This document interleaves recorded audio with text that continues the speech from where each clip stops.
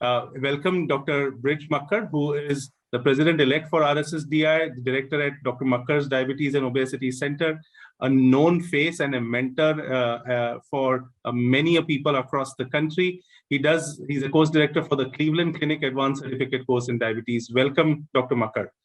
Thank you, Manoj. Good evening, everyone. May I have the next? Yes. Great pleasure to welcome the Bada Bhai from Mumbai for many of us and across the country, Dr. Vijay Panikar, who's a consultant at the Department of Endocrinology at the Leelavati Hospital, ex-professor of medicine with KJ Somaya, ex-vice president for RSSDI. Many hats that sir continues to wear and enlightens a person with a large heart and a great practical knowledge, which I'm sure he will be discussing here, even when it comes to insulins and newer insulins. Welcome, Dr. Vijay Panikar, who's also authored the RSSDI recommendations for diabetes management and the in-hospital management guidelines in 2016. Welcome, sir. Thank you, Manoj. Thank you for a very kind introduction. You can proceed further. Yes, and Dr. S.R. Arvind, who is in Bangalore and has a great style to the way he's going to be doing this discussion. Today, he seems to be a little grounded in his background in Bangalore and not traveling around the world. He's the Director and Chief Diabetologist at the Diacon Hospital, Bangalore, President of Diabetes India, President RSSDI in 2015-16, and multiple papers to his credit and great clinical acumen, of which the benefit we'll be taking in the next panel discussion. Welcome, all of you. The newer insulins, and at this point, let me also thank everybody who's joined in and all the sponsors who are helping us. But let's get the ball rolling with the first question for Dr. Brij Makkar. Dr. Makkar, amongst the various improvements in available insulins over the century, and you heard the journey that Ian first spoke about discovery, and then Dr. Mohan so wonderfully showed us the journey in India. What for you has been the most impactful and meaningful innovation in this entire journey of 100 years for insulin?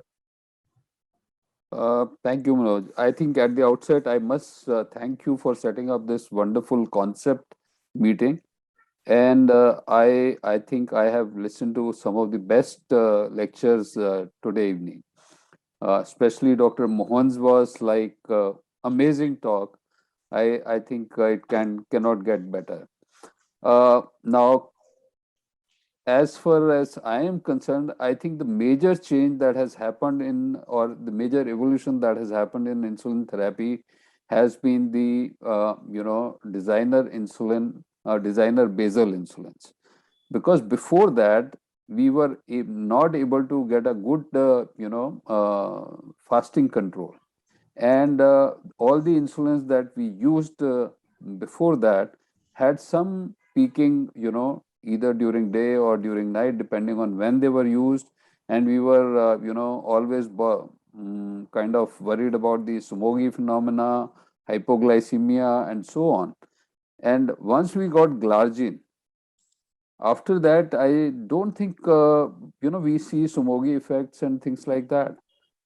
And now with the, further improvements over glargine and things like degludec, I think things have changed.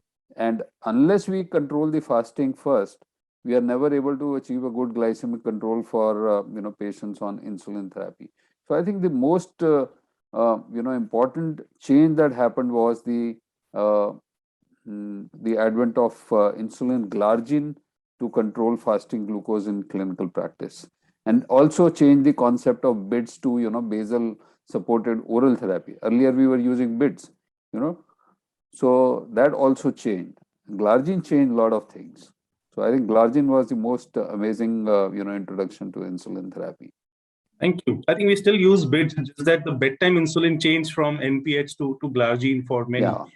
Right. Would invite all the panelists to pitch in as they feel and to give their opinions, and would also invite questions from the delegates and other panelists who have joined in. We'll take up as many questions as the time permits.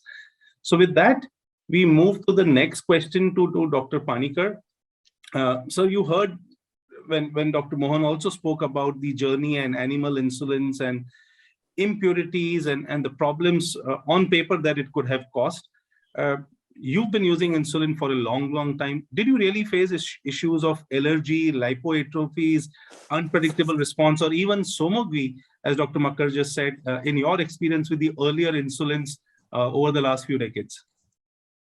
See, Manoj, I have really gone through the gamut of the thing. We had animal insulin only when I was practicing initially in the late 70s. We didn't have any of this. We didn't have any problem. We could still very nicely control our patients with those animal insulin, the plain and the lente, absolutely no problem. Then came the purified insulins. So Dr. Mohan has shown a lot of allergies. We used to read about allergies, but honestly, in my personal practice, I have hardly seen anybody. Yes, lipohypertrophy, you would see in some patients, but far and few between. And those days, devices were not there. You had those glass syringes and you had to boil it and boil the needle. And that is what used to happen. There was no glucometer. They used to do Benedict's test. I, as a resident, used to do the urine sugar of my patient in the ward. Few drops of urine with Benedict solution, and that is what we did. So we have come out from all this.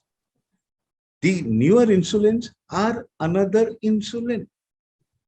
The efficacy of animal, human, and analog is the same as far as insulin is concerned. It's only the pharmacodynamics and pharmacokinetics which are different and which have a place in certain situations. But animal insulin we have used and absolutely no problem. That's just another insulin.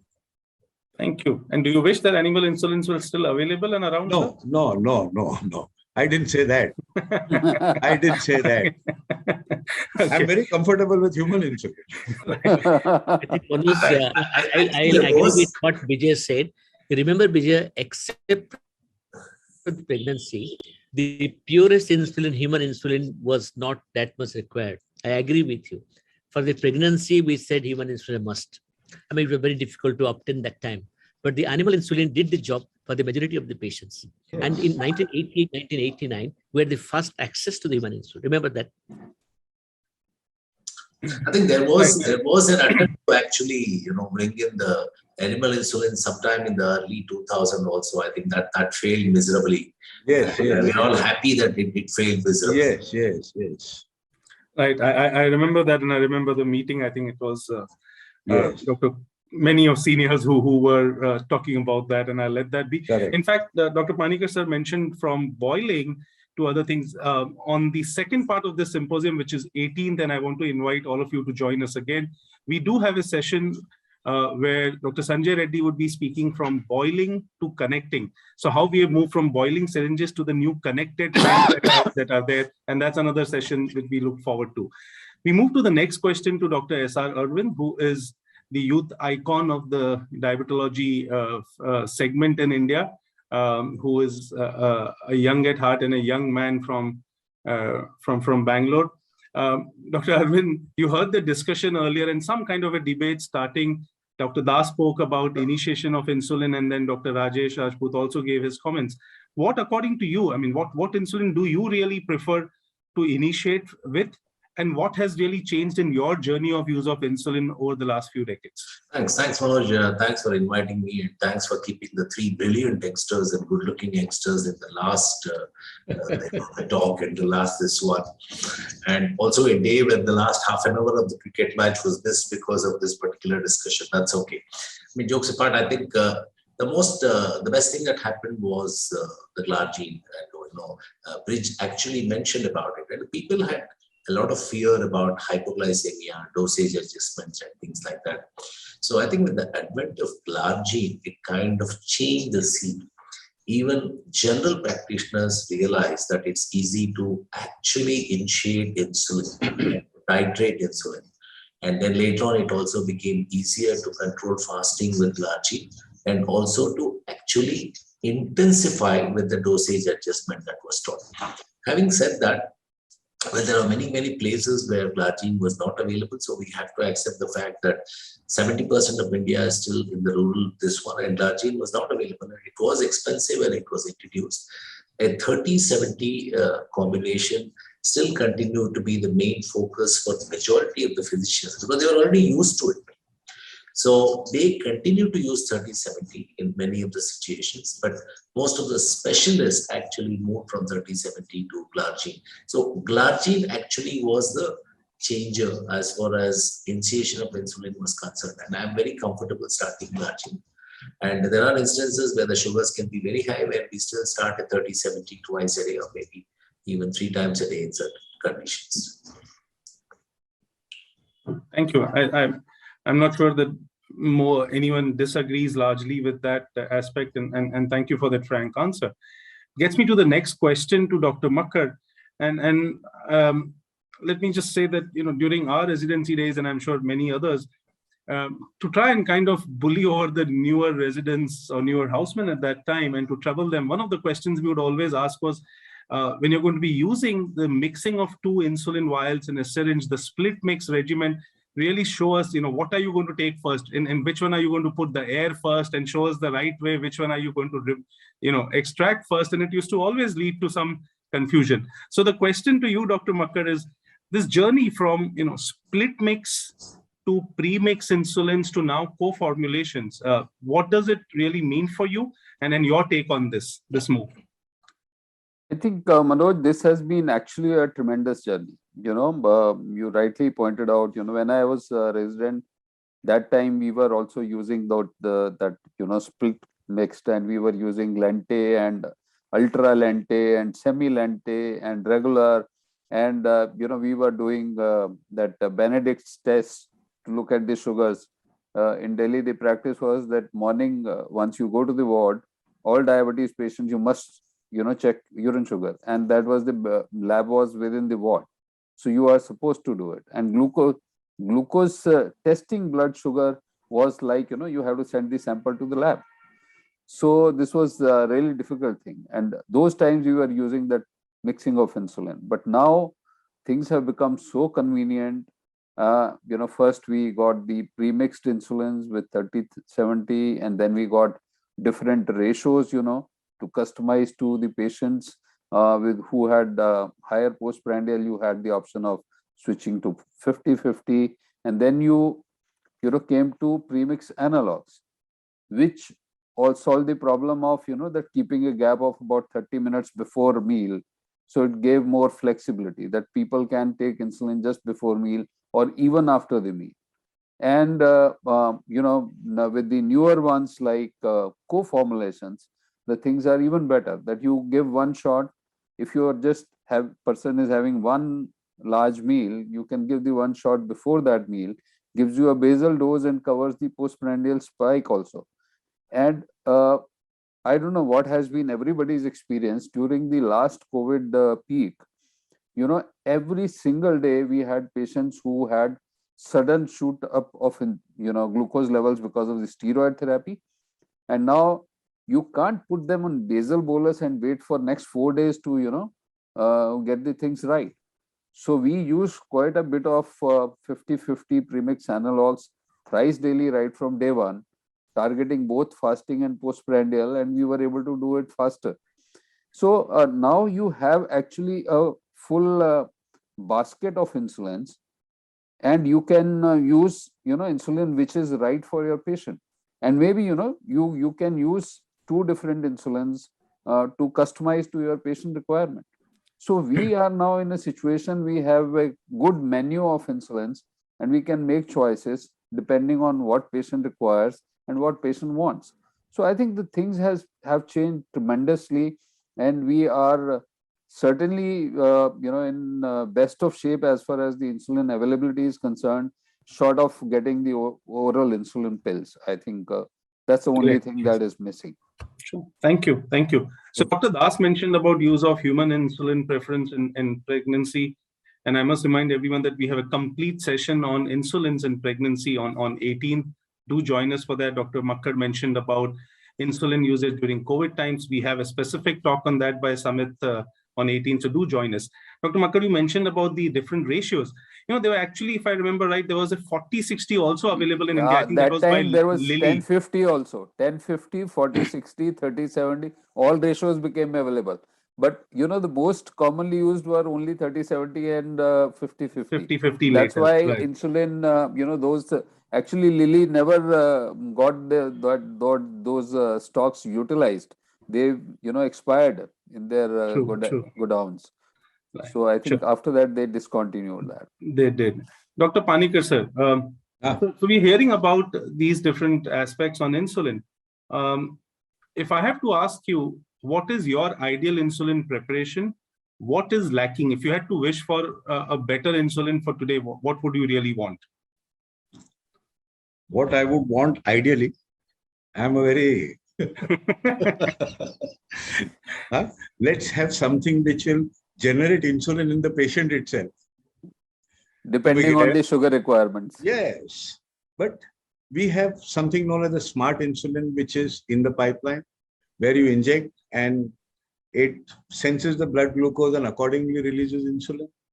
But these are all in the future. Today, what I would look at, and what Dr. Mohan very nicely said, when the human insulins came, with recombinant DNA technology, it was that you will have an unlimited supply of insulin available in the world at a cheaper rate. But unfortunately, that word cheaper rate went away and it has become extremely costly. So these designer insulins are beyond the pocket of most of our patients. This is the honest truth. And across the world, even in the US, they are shifting to human insulin because of the cost factor. So good devices are there. Get the cost of insulin as low as possible. And I think that would be what I would want for my patients. Sir, I'll take this opportunity to put the next question also to you, which is, when you look at all these advances in different insulins, is it the newer so-called safer insulins that have made a larger impact, or the delivery devices which evolved? You think that's been a larger impact on insulinization? See, the newer insulin, you have the fast-acting insulin. So you don't have to give it 15 minutes or half an hour before the meal. You can give it immediately. So that convenience comes in. You have a basal insulin, which is flat. So chance of hypoglycemia or nocturnal hypoglycemia become less. But one disadvantage is you can't control the postprandial sugar like you do with an NPH. NPH will give you a peak at postprandial and control it beautifully. Your long-acting glargine or degludec, nothing will control that. So you need to give something in the afternoon. That's a disadvantage. But overall, devices have become much better, easier, simpler to handle, and insulins are there. Only the cost is the major factor. If you look at our country, Manoj, only 2% of Indians pay income tax. And of those 2%, only 10% are earning more than, say, 50,000 a month. And if you have the designer insulin and you have a GLP-1 and it's going to cost him 10 or 15,000 bucks a month, what percentage of our population can afford it? This is ground reality. Sir, somehow the consumption of black label Shivas and Glenfiddich is much higher than the insulin affordability. I know that is in a small percentage. The That is again small black percentage. label walas can afford. But sir, on that note, I would just like to add that with the advent of biosimilars and now improving availability of biosimilars and their standardization and all kind of data that we have seen recently, Biocon's biosimilar became interchangeable also by FDA. It got interchangeability status. So we all do have a these talk on that as well on 18th. So yes. these things are going to help a great deal in bringing down the cost also. Correct. And better availability. Now you see, this even US pharmacies, they have opted for taking this insulin. But unfortunately, the cost hasn't come down. So we all believe that with about 20%. It's 20% lower, 25% lower. Correct. So I think Makkar is very right. I think the cost has come down, but not very substantially. If you go for a vial of probably this glargine, which is biosimilar, probably it's cheaper by about 30 to 40%. But yes. in a pen device, it's still about 20% less. And the prices are fixed by Government of India. So I think it's very difficult to talk about it. But I think I must take the point of Dr. Vijay Panikar. Still, it's an expensive thing because it's not just diabetes, it's not just insulin, it's not just OHAs. The patient is also taking antihypertensive, drugs for lipids, and so many other things. And the average cost is actually coming to anywhere between 38 to 45,000 rupees annually for their checkup and drugs and other medications. And this is patients who come and see we guys, and it's not even expensive places. So if they go to more expensive places, it's going to be much higher. So we have to keep the cost in mind. I think that's a point that Vijay Panikar was trying to enforce, and we have to accept that as an important thing in India. No, I think cost has to be kept in consideration in all patients. Yeah. If you look at the last data, 2020 statistics, the average per capita income is about 1,30,000 rupees per capita household income. And the average cost of diabetes care state-wise varies between 7,000 rupees to 12 or 14,000 rupees. And this is when you are using generics and all that stuff. So even at that rate, almost 10% of the household income goes for diabetes care, which is a huge expense with using the cheapest of the options. I see the President-elect of RSSDI, the Vice President of RSSDI, the President of Diabetes India, all discussing this, which means we are looking at a white paper in the near future telling the government of India to bring down the cost of insulins for sure. Which lets me get to the next question to Dr. Arvind. We spoke about premixes, and we do have a session again on 18th on is India still a premix country? A lot of physicians here do have a preference for the high mix, the mix 50s, because of the high glycemic index food. What is your thought on that? How relevant should the choice be more for the high mixes over the low mixes in India? I think the initiation is very clear, it's with Glargine, but then later on, if you have to use it twice a day, I think 30-70 definitely seems to be doing better. And, geographically, India changes every 100 kilometers, the way in which you eat, your language, your habits, it changes so much. There are families where they have a huge breakfast and there are families where they have huge lunch and dinner. I think you need to just choose your patients. I think 30-70 at this point of time, I think is ideal for a normal person. But if you want a very tight glycemic control, especially post-breakfast, post-dinner, etc., and in pregnancy, I think a 50-50 combination would be a right one there. So I use my 50-50 in some type 1s and most of the pregnant ladies who have diabetes. But 30-70 generally, I think is a much preferred one because your hypoglycemia is less. Even if you delay lunch, the chances of hypoglycemia comes down with the 30-70. Thank you. There's been some papers on... Yes, sir. Please May go I ahead. add? I think I fully agree with Dr. Arvind, but there are certain circumstances where people have a heavy breakfast and go for work, and then they have just a snack in the office and they come in the evening. In such cases, 50-50 would be the ideal. Ideal. So I think you have to choose your patients. Exactly. You have to choose your patients. Correct. Very right. Yes, absolutely.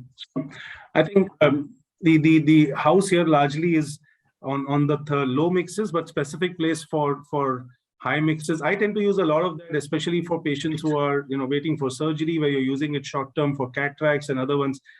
Essentially helps in getting the control faster. But as you said, it's all individualization. It gets me to the next question to Dr. Makkar. In the recent years, sir, we've had availability of concentrated insulins. So, there are two types of concentrated ones. One we've seen where it becomes, 300 and above, which is changing the pharmacokinetic properties. But then you had the other ones, the U200 ones available for short acting and others. Do you see a place again in India for the concentrated insulins available? See, I don't know. I can share my own experience.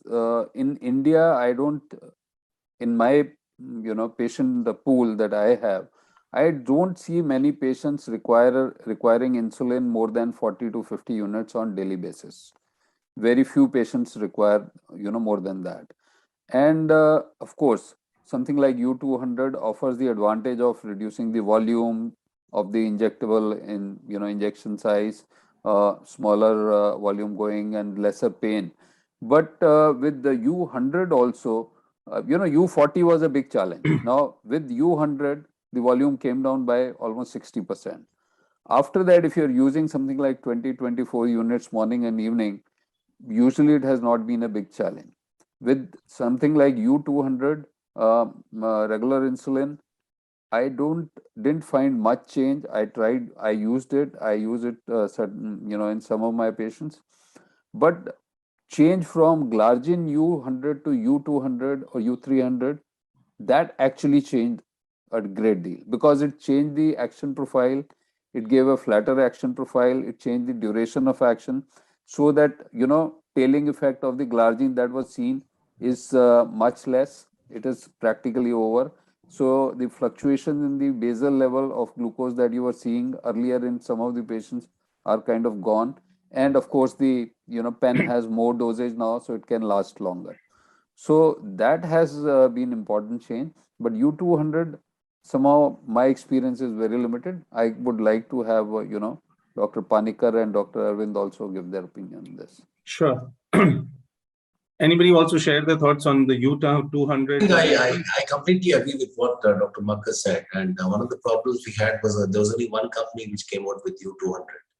So it was a very uncomfortable feeling because the insulin was not really recognized by the FDA. It was not interchangeable. So biosimilarity changed from batch to batch. And PKD, PD was also not different. Yeah, that's right. So I think batch to batch, there was a lot of variation with that particular insulin. So I don't want to go into the details of that.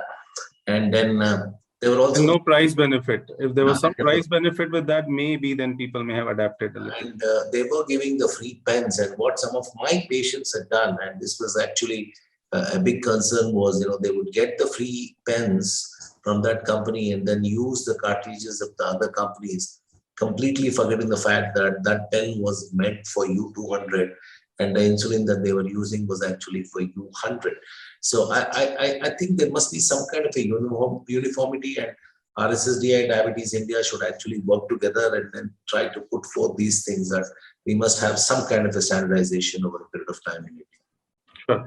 While you all decide to do that, there would be another request for creating confusion amongst the oral segments. I still don't know which brand, when they write Forte, does it mean 1000? Does it mean higher strength? Does it mean 850? So that's a topic for another day for us to discuss. Or they mean a combination. Or right, sir. And that gets us to the final question of the day, which I'm asking Dr. Arvind, but would invite Dr. Panikkar and Dr. Makkar also to give their quick thoughts on this. Would doctors Banting, Best, MacLeod, and Collip be happy with where insulin innovation has reached today? I think that's a great question. When we can't go back and look into their souls and then we have to ask them. Feeling. But then on a very hypothetical note, I think, the journey has been great. I mean, from their discovery to what we have today, it's been 100 years. The journey has been great. But then, as Dr. Panikkar said, we still don't have an insulin which can take care of all the problems of majority of our patients. So it is still going to be a mix and match. We have good insulin, we have to choose the segment, we have to educate our patients, and then we still have to do a lot of work as doctors when it comes to insulin. So will Banting and Best be smiling? Well, I don't know. I mean, they must be wondering, what the hell are you guys doing? 100 years back, we discovered insulin and you guys haven't still figured out how to get the best out of us. So I think I leave it to Makkar and I leave it to... I think at least on one note, they will be very satisfied that they initiated a journey which has been very, very exciting and still continues. And the enigma is yet to be solved. And also, they would be, if, the kind of discovery they made, I think if they were there, maybe things would have been on a faster pace also. Manoj, I can tell you one thing, whether they are saying something or not, I every day thank them. Because of them, I have a life today as a doctor. Of course. So it tells us that don't undermine the medical capabilities of orthopedic surgeons or surgeons in general. You don't know, they can come out with miracles like insulin. Yeah. Thank you. Thank you. I think it's been wonderful. I have enjoyed this entire session this evening. I just want to have one question to ask. Has any one of you used small doses in the COVID times to tackle the severe hyperglycemia along with the steroids? So I've been using it. I've been using very small doses of 4 to 6 units. Basically, just to counteract the action of the steroids. I use it pre-lunch. And this is in newly detected diabetics during their hospitalization. A very small dose, 6 to 8 units. Add an OHA, and then once they're out of the hospitals, they're absolutely fine.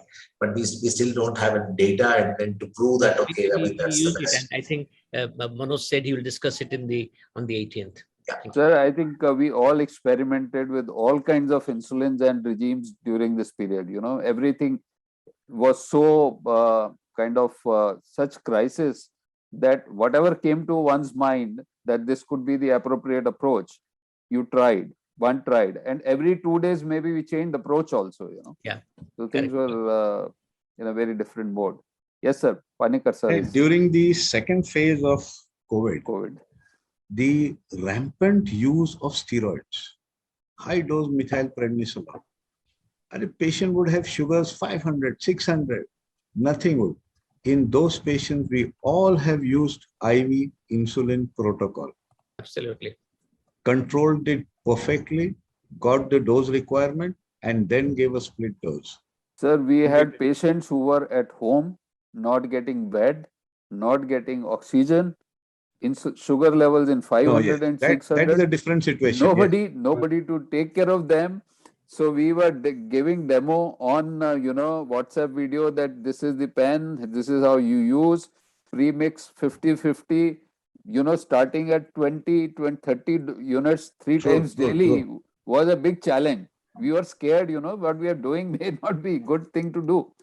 But God has under been the kind circumstances, I think what you did was the best. Yeah, I think God had been very kind. Most of the patients, we could be managed. Right.